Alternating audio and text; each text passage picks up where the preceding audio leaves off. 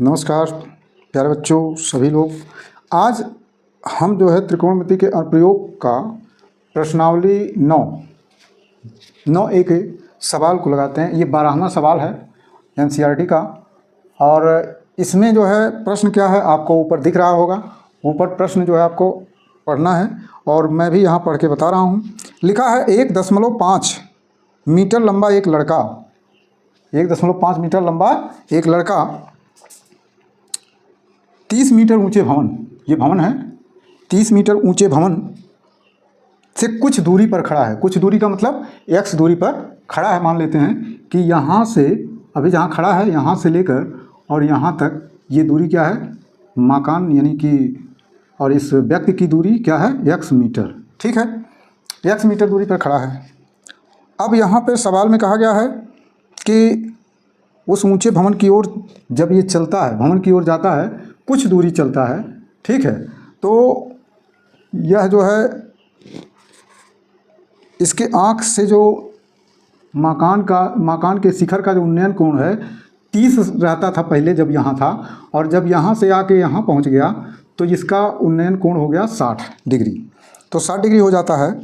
बताइए कि वह भवन की ओर कितनी दूर चलकर गया, यानी भवन की ओर यह कितना चला है ये आपको बताना है, ये दूरी आपको बतानी है, ये दूरी कितनी वह चला है। ठीक, ऐसे सवालों को लगाने के लिए सबसे पहले हम यहाँ पर देखिए जो चीज़ें कही गई हैं, इस दूरी जो लंबाई है लड़के की उसी के बराबर में आपको क्या करना, उसके आँख के बराबर एक जो है सीधी रेखा आधार की तरह मान लेंगे कि भाई यही आधार है, जितना ये है उतनी ही दूरी यहाँ से मकान की तो होगी, तो ये भी आपका x ही माना जाएगा। ठीक, अगर हम ऊपर एक लाइन खींच दें तो यहाँ पर जो उन्नयन कोण 30 डिग्री था, अब यहाँ पे क्या होगा, इसके शीर्ष से यहाँ दूसरे वाले शीर्ष में जो यहाँ नीचे आधार पे मिल रहा है वो उसके विपरीत में एकांतर कोण आपस में क्या होते हैं, बराबर होते हैं।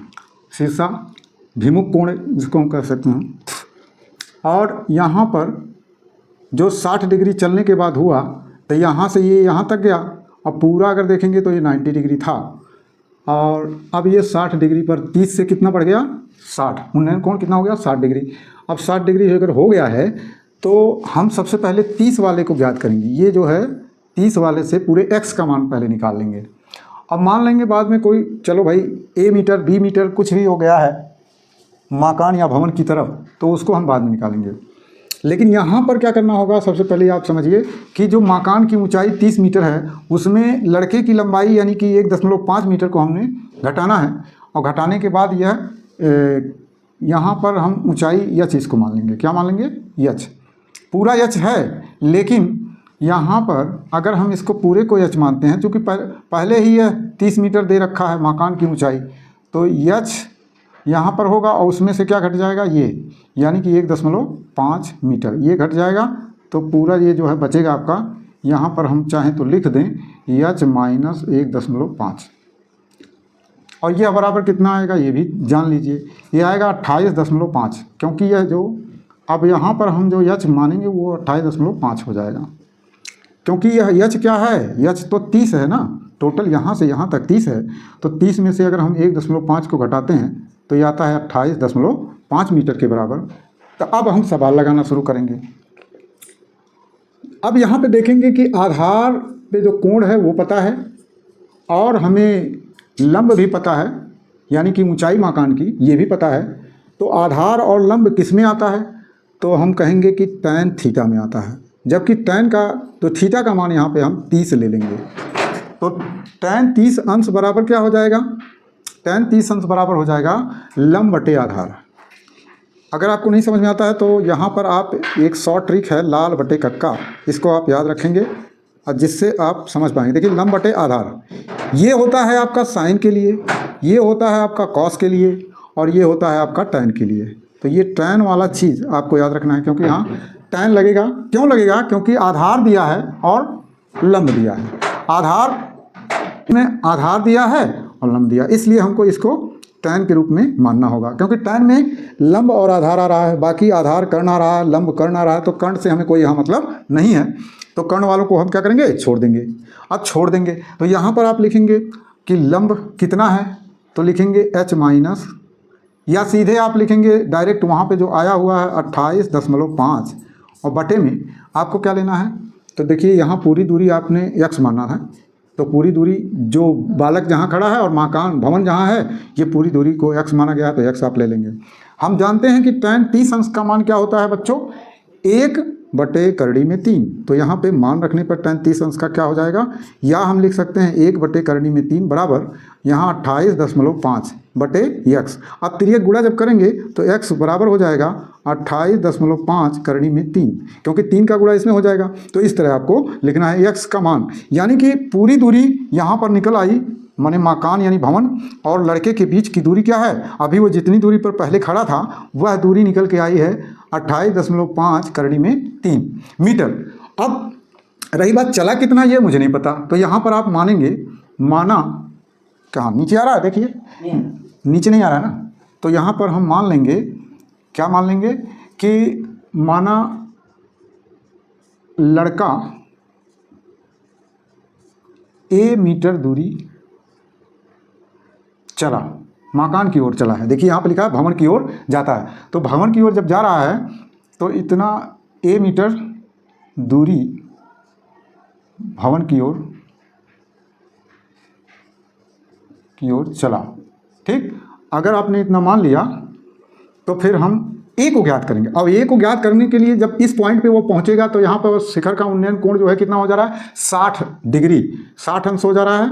तो अब हम क्या लिखेंगे, तब tan 60 अंश बराबर क्या होगा, अब देखिए लंबाई जो इसकी है मकान की यहाँ से यहाँ तक वो तो वही रहेगी, लेकिन जो यहाँ पे दूरी है वो तो घट रही है ना, तो हम क्या लिखेंगे, tan 60 अंश बराबर 28.5 बटा में x माइनस ए। क्यों x माइनस ए करेंगे, क्योंकि यहाँ पर इसको आपने a माना है कि a मीटर दूरी वह चला है और पूरी दूरी जो थी वो x मीटर थी, उसमें से a वाला तो कम हो गया ना, तो कम होने से यहाँ पर आपको माइनस के रूप में लिखना होगा।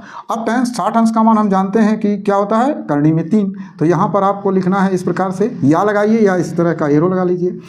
अब ये बराबर आप लिख देंगे 28.5 और बटे में x की वैल्यू आप रख ही दीजिए, क्या आया है भाई x की वैल्यू यहाँ पर जो कि आपके सामने यहाँ पे आया हुआ है 28.5 करड़ी में 3। अब यहाँ पे फिर आगे a माइनस के रूप में लिखना है। अब इतना करने के बाद क्या करेंगे, तो तिर्यक गुणा करेंगे। अब तिर्यक गुणा करेंगे तो यहाँ पर इसको यहाँ लाएंगे तो ये हो जाएगा 28.5 और करनी में 3 का गुणा करनी में 3 में करने पे ये हो जाएगा गुणे 3, ठीक, और माइनस यहाँ पे देखिए a में करनी में 3 का गुणा करने पे ये हो जाएगा माइनस करनी में 3a और बराबर आप लिख देंगे 28.5, ठीक है। अब देखिए इसका गुणा जब कर लेते हैं तो हो जाता है 3 5 15 और 3 8 24 1 25 और 3 दूना 6 और 2 8 85.5 और माइनस करेंगे यहाँ पे करड़ी में 3a, अब बराबर लिख लेंगे 28.5। अब यहाँ पे इस चीज़ को क्या करेंगे, उधर ले जाएंगे, तो यहाँ या लिखते जाइएगा, है ना, या लिखते जाइएगा। यहाँ पर या लिख करके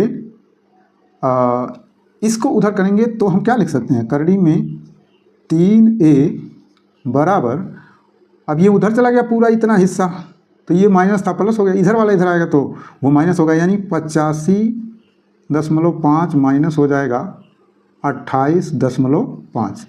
अब इसको घटाने पर कितना आ रहा है वो भी जब चेक करेंगे तो आपका क्या आएगा, 5 में से 5 गया 0 और यहाँ पे आ जाएगा